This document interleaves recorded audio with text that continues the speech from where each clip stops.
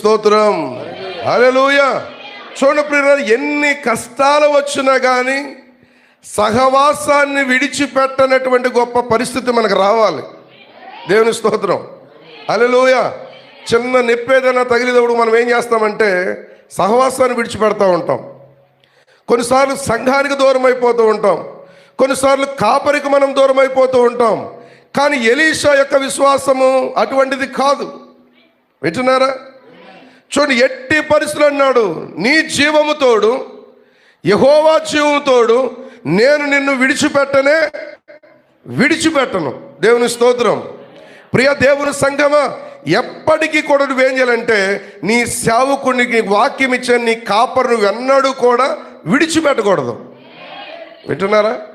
హల్లెలూయా. విడిచిపెట్టకూడదు. ఎందుకంటే ఆయన ఎక్కడికి వెళుతున్నాడో నీవు కూడా అదే వర్తమానం ప్రకారంగా